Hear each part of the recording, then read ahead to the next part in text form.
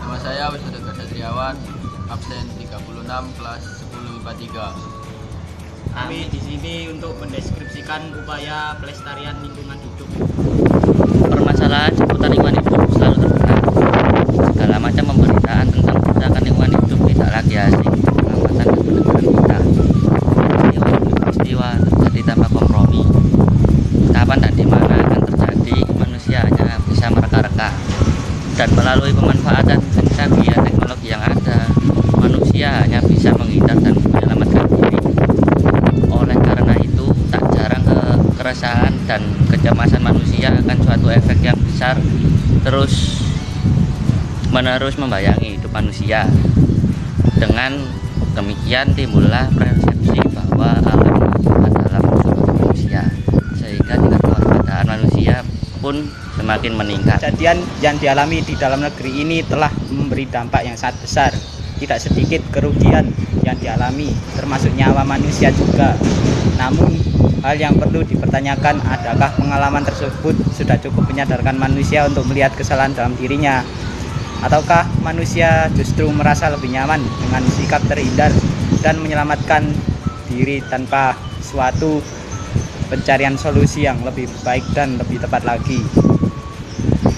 Ada beberapa usaha yang mestinya dilakukan oleh manusia dalam upaya pelestarian lingkungan hidup, yaitu upaya rekonsiliasi, perubahan konsep atau pemahaman tentang alam dan menanamkan budaya pelestari.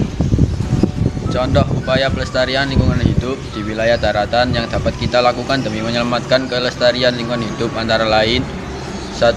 Reboisasi, yakni penanaman kembali lahan yang telah gundul. 2. Rehabilitasi lahan, yakni upaya penyuburan kembali lahan yang tidak subur, kritis dan tidak produktif.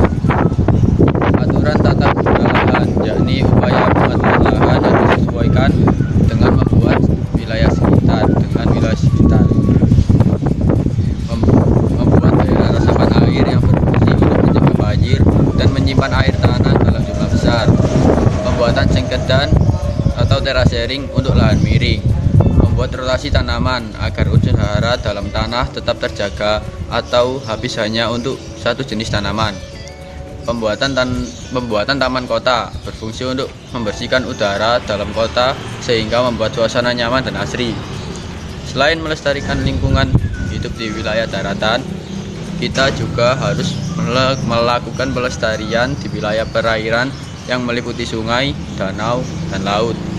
Upaya yang bisa dilakukan antara lain: tidak membuang limbah industri atau rumahan ke dalam sungai, menyediakan tempat sampah di perahu, pinggir pantai, atau tempat wisata air lainnya, pelestarian karang laut yang merupakan habitat ikan, tidak melakukan penangkapan hasil laut dengan cara yang salah, misalnya pengeboman maupun penyetruman menggunakan listrik, membuat tempat penangkaran, tempat pembuahan biota agar tidak punah, menghindari kebocoran pada tangki minyak di laut. Sekian penjelasan tentang upaya-upaya pelestarian lingkungan hidup.